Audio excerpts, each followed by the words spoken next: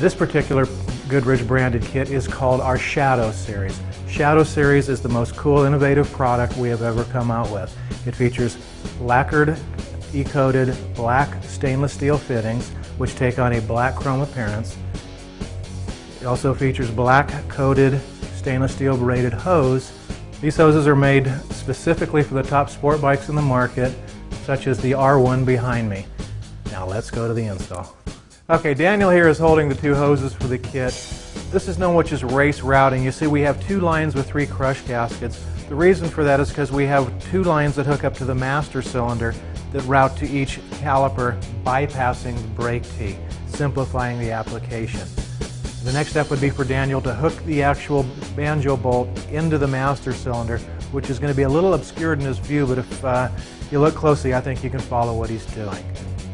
On this bike, as in any other bike, you want to route it to the grommets so you have something to hold the brake lines in place.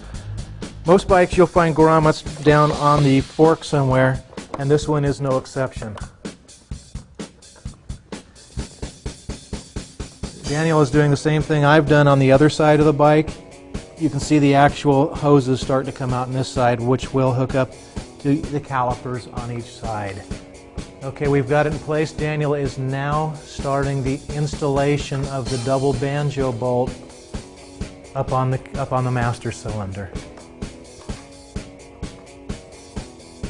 These are stainless steel bolts, so we want to torque these down again from 12 to 24 pounds like we do any kit that has chrome steel or stainless steel bolts.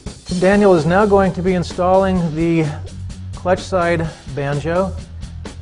He has 2 crush gaskets and a bolt. Now as Daniel's doing this, bear in mind Goodridge makes a lot of different style kits. This is a race routed kit. We also have Superbike Pro routed kits, which are 3-line kits. We have 1-line kits for single caliper kits. And if you're confused about installing them, please contact your local dealer for help, or you can contact Goodridge customer service at 800-662-2466 for help. Daniel has got the actual caliper installed, and now he is reinstalling the grommet to hold the brake line in place.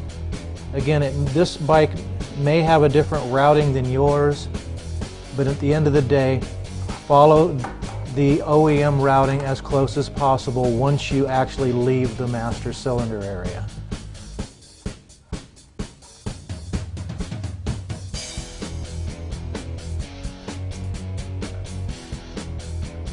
Okay, he's checking the connections right now. Everything's looking pretty good. He's now ready to move on to the throttle side. Okay, moving on to the installation on the throttle side. Daniel is now installing the banjo into the caliper with 2 fresh crush gaskets. Again, always use fresh crush gaskets anytime you drain fluid from your bike or if you install any new kits.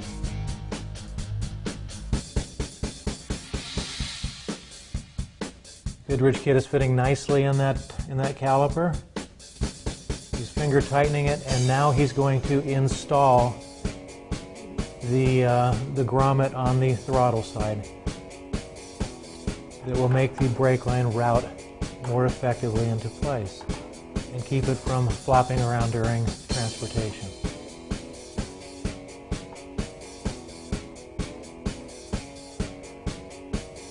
Okay, we've now got everything into place. The next step in the process will be to review your fitment and the actual routing of the kits, just to make sure they will route better. I like that routing a little bit better because it had a little bit of a kink in the hose there, and in that position it has a natural flow. We are now ready to start the final torquing. Okay, now to start off the torquing process, Daniel's going to torque the master cylinder banjo down. Again, Goodridge recommends 12 to 24 pounds of pressure on a stainless steel bolt. He has a torque wrench so he can get the precise amount. Typically, most people start somewhere in the middle on that, but we do recommend you don't exceed the 24 pounds of pressure.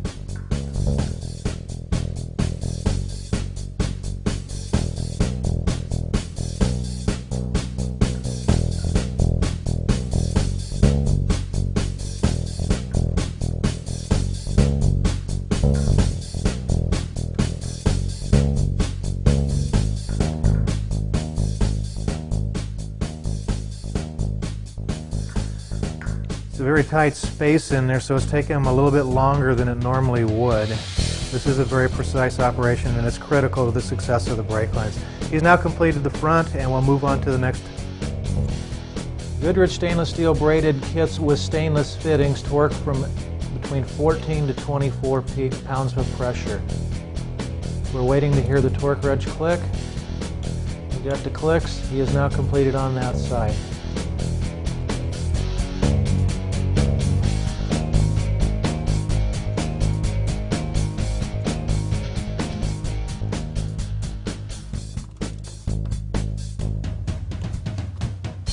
Okay, the torquing is complete. Now the final process is to actually inspect all of the connections and then move on to the bleeding process. Okay, starting the final process on this is the bleeding process. Daniel is now pouring fresh brake fluid into the reservoir for the master cylinder. Please note this has an external reservoir, which is a little different than motorcycles, but it still works the same way and is just as effective. Okay, topping that off, now we move down to the bleeding process. Okay, the final process in the procedure is to bleed the throttle side caliper. Now remember, with the two-line system, you've got to bleed both sides individually.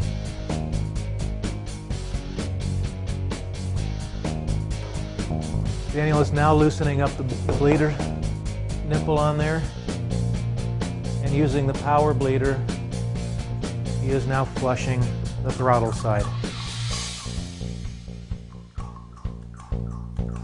Please note all the air that's in the actual bottle as the fluid starts to bleed itself with the aid of the power bleeder.